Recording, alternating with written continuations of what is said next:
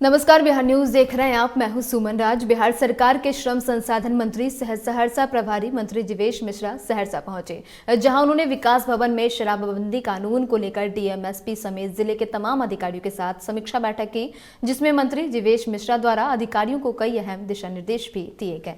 और भी जो शराबबंदी को लेकर के और जो कदम उठाए जा सकते हैं, किस प्रकार लोगों में अवेयरनेस बढ़ाया जाए, कॉल सेंटर को हम कैसे दुरुस्त करें, कॉल सेंटर के माध्यम से जो इन्फॉर्मेशन मिलती है उसमें हमारा रिस्पांस टाइम कैसे घटे, कम समय में हम कैसे अपराधी तक पहुंच सके, इन सारे विषयों पर विस्तार पूर्वक जिलाधिकारी और पुलिस कप्तान जो एसपी हैं अपने, उनके नेतृत्व में अभी विस्तृत चर्चा हुई है और सारे विषयों को थाना सह एक बार एनालाइज किया गया है और बहुत संतोषप्रद स्थिति है। और हम उम्मीद करते हैं कि आने वाले दिनों में यहाँ इस प्रकार की कोई घटना बहुत रेयर हो, ऐसा मेरा विश्वास है। और जो जितना व्यवस्था हो सकता है शराबबंदी को लेकर के, जिला के अधिकारी, उत्पाद अधिकारी सभी मिलकर उसमें हम लोग तत्परता के साथ करें। मोकामा प्रखंड की दरियापुर पंचायत से शैलेंद्र कुमार ने मुखिया पद पर जीत हासिल कर नई गाथा गढ़ती है। सामाजिक कार्यकर्ता शैलेंद्र कुमार ने इस जीत के लिए जनता को बधाई देते हुए पंचायत के विकास का संकल्प लिया है। आपको बता दें कि दरियापुर पंचायत की प्रतिष्ठित सीट पर जंग काफी मुश्किल दिख रही थी, मगर जनता के प्रेम और समर्थन के सहारे इनकी ऐतिहासिक जीत हुई। सबसे पहले इस बड़ी जीत के लिए दरियापुर की जनता को हार्दिक बधाई और धन्यवाद देता हूं कि वह जो है जब दरियापुर की जनता हमारे कंधों पर एक बड़ी जीत देकर एक बड़ी जिम्मेवारी दी है और मैं इसको बखूबी निभाने का प्रयास करूंगा और पंचायत में जो भ्रष्टाचार व्याप्त है उसको दूर करने का पूरी तरह से प्रयास करूंगा। पंचायत में कोई भी काम के लिए कोई भी राशि नहीं लगेगी, इसके लिए मैं संकल्प लेता हूं और दरियापुर की जनता के कार्यों पर हमेशा खरा उतरने का प्रयास करूंगा। जिंदाबाद जिंदाबाद शैलेंद्र भैया जिंदाबाद जिंदाबाद जिंदाबाद शैलेंद्र भैया जिंदाबाद जिंदाबाद जिंदाबाद पूछो जिंदाबाद जिंदाबाद जिंदाबाद पूछो जिंदाबाद जिंदाबाद। मोतिहारी में आय से अधिक संपत्ति मामले में निगरानी की टीम पहुंची और छापेमारी की। दरअसल आय से अधिक संपत्ति मामले में लिप्त अधिकारियों के खिलाफ लगातार हो रही कार्रवाई की जद में हाजीपुर के श्रम प्रवर्तन पदाधिकारी दीपक कुमार के हाजीपुर, पटना और मोतिहारी स्थित ठिकाने पर विशेष निगरानी टीम ने छापेमारी की।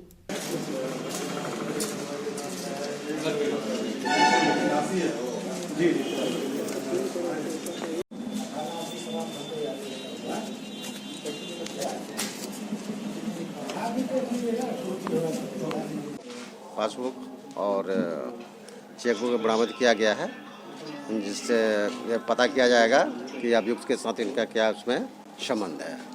सर, कितना की संपत्ति लगभग यहाँ पर बरामद हुई है? यहाँ से अभी आकलन किया जा रहा है। आकलन किए जाने के बाद ही कैश नहीं है, कैश नहीं है, जेवर नहीं है, जेवर नहीं है। क्या सूचना थी सर यहाँ? सूचना थी कि अभियुक्त की संपत्ति यहाँ भी है, इस कारण यहाँ उनका पैतृक आवास था, पैतृक आवास है, कार्रवाई की गई है।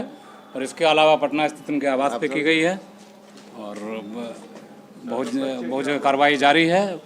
नकदी और जेवरात जो हैं सारी जगहों को मिला करके भारी मात्रा में बरामद हुआ है। नालंदा का अंतर्राष्ट्रीय पर्यटन स्थल राजगीर में 3 दिवसीय आयुर्वेद पर्व मनाया जा रहा है, जिसका उद्घाटन बिहार के मुख्यमंत्री नीतीश कुमार के हाथों किया गया। 13 दिसंबर तक आयोजित होने वाले इस आयुर्वेद पर्व में 1500 आयुष चिकित्सक भाग ले रहे हैं, जो कि आयुर्वेद औषधि से लेकर आयुर्वेद के विभिन्न पहलुओं पर चर्चा करेंगे। 3 दिनों तक चलने वाले इस आयुर्वेद पर्व में आम लोगों के स्वास्थ्य रक्षा के उपाय, रोगियों का परीक्षण और निःशुल्क चिकित्सा, दैनिक जीवन में स्वस्थ रहने के उपाय के ऊपर विशेषज्ञों द्वारा चर्चा की जाएगी। स्वागत, अभिनंदन, स्नेह बंधन माननीय बहुत स्वागत। साथ ही अपर मुख्य सचिव स्वास्थ्य विभाग श्री प्रत्यय अमृत जी। मोकामा प्रखंड की मालपुर पंचायत से पंचायत समिति पद पर युवा तुर्क गोपाल कुमार ने जीत का डंका बजाया है। पंचायत के सर्वांगीण विकास के वादे को लेकर जंग में उतरे गोपाल कुमार ने विकास का फिर संकल्प दोहराया है। चुनाव जीतने के बाद गोपाल कुमार ने जनता को बधाई भी दी।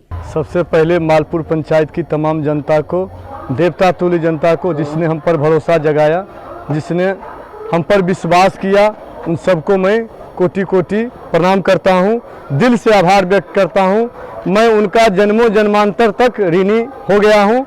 जिस तरह उन्होंने मुझे इतना लाभ दिया कि उन्होंने इतना आभार व्यक्त कर करके हमको विजयी बनाया।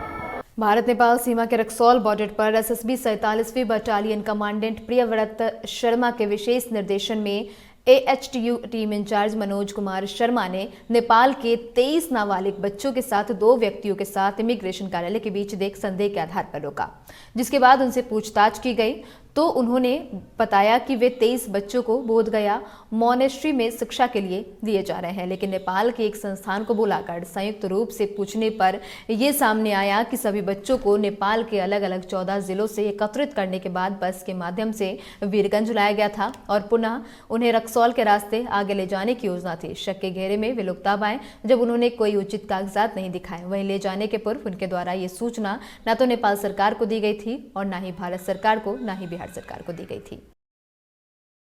खबर वैशाली के भगवानपुर से है, जहां शाहजहां हाजीपुर मुजफ्फरपुर मुख्य मार्ग के रतनपुरा के NH 22 पर एक बाइक सवार को तेज रफ्तार कार ने ठोकर मार दी, जिससे बाइक सवार की घटनास्थल पर ही मौत हो गई, जबकि गंभीर रूप से घायल हो गया।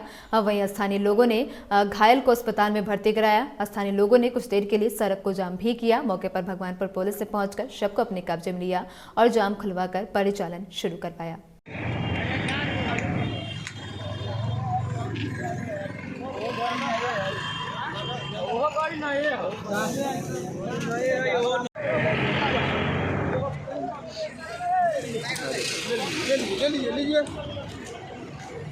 और अब बात करेंगे पटना की, जहां बदमाशों में पुलिस का खौफ बिल्कुल खत्म होता नजर आ रहा है। मकान के रेंट और चाबी नहीं दिए जाने पर बदमाशों ने एक युवक के साथ मारपीट की और हथियार के बल पर उसे अगवा कर लिया। घटना सीसीटीवी में कैद हो गई। पटना के पाटलिपुत्रा थाना क्षेत्र स्थित चंद कदमों की दूरी पर यह घटना घटी।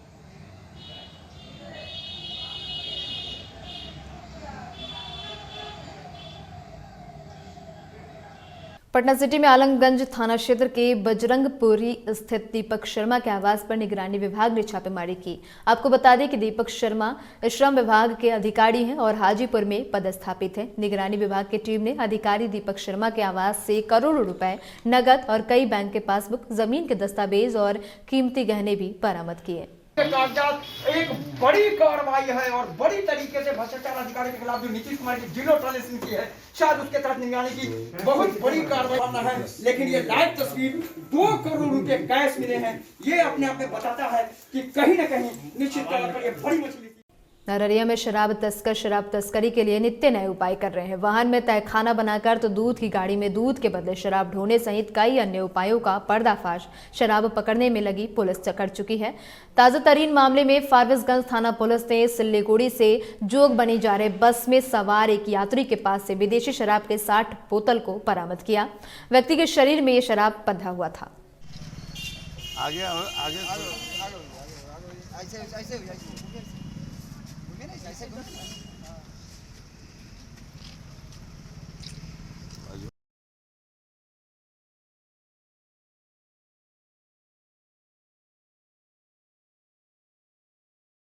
बेगूसराय में बिहार राज्य किसान सभा के द्वारा डीएम ऑफिस पर धरना दिया गया। धरना में माकपा के पूर्व विधायक राजेंद्र सिंह समेत दर्जनों महिला, पुरुष, किसान और कार्यकर्ताओं ने हिस्सा लिया। धरना के माध्यम से बेगूसराय में गंगा और गंडक नदी में किसानों की जमीन कटी है, वैसे किसानों को चिन्हित कर मुआवजा देने की मांग की गई और इसके साथ साथ गंगा कटाव से विस्थापित परिवार को पुनर्वसित करने की भी मांग की गई।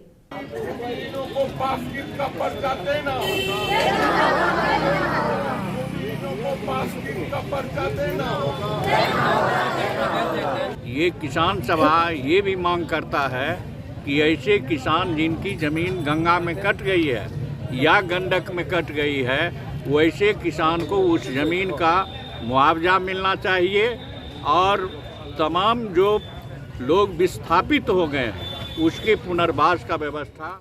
बेगूसराय में कोरोना टीका अभियान को 100% पूरा करने के लिए सरकार के द्वारा पुरस्कार देने का अभियान चलाया गया। इसके तहत समाहरणालय स्थित कारगिल भवन में प्रथम सप्ताह के लकी ड्रॉ के विजेताओं को पुरस्कृत किया गया। जिले के 18 प्रखंडों में हर प्रखंड से एक बम्पर पुरस्कार के लिए और 10-10 लोगों को सांत्वना पुरस्कार के लिए चयनित किया गया।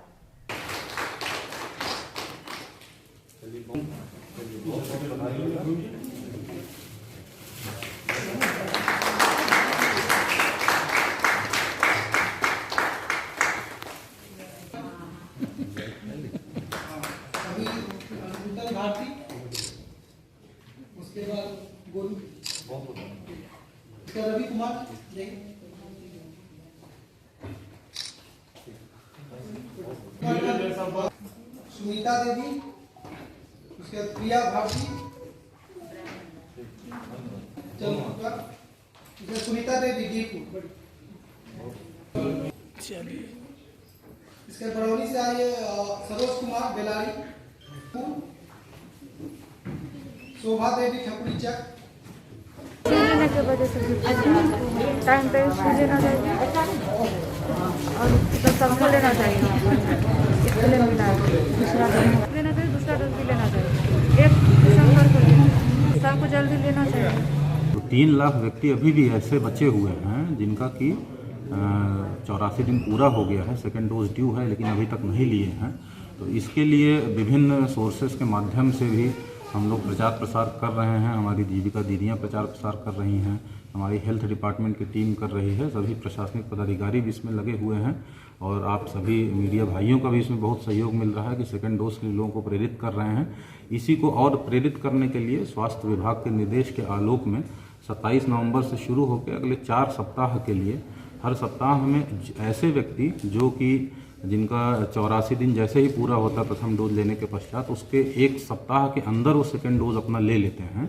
अर्थात कि जैसे ही सेकेंड डोज ड्यू हुआ अगर 1 सप्ताह के अंदर ले लेते हैं तो हर प्रखंड से 10-10 व्यक्तियों को लकी ड्रॉ के माध्यम से उनको चिन्हित करना है कंसोलेशन प्राइस के लिए और एक व्यक्ति बम्पर प्राइस के लिए उसमें स्वास्थ्य विभाग के निर्देश के आलोक में लकी ड्रॉ के माध्यम से चिन्हित किया जाना है। बिहार के गया शहर के गया बोध गया मुख्य सड़क मार्ग पर पहाड़पुर गांव के पास स्थित ओटीए में विश्व पासिंग आउट परेड का आयोजन किया गया। कार्यक्रम के मुख्य अतिथि लेफ्टिनेंट जनरल GAV रेड्डी ने परेड की सलामी ली। कोरोना काल के 2 वर्षों के बाद पहली बार जेंटलमैन कैडेट्स के अभिभावक सहित कई अन्य अधिकारी इस दौरान मौजूद रहे।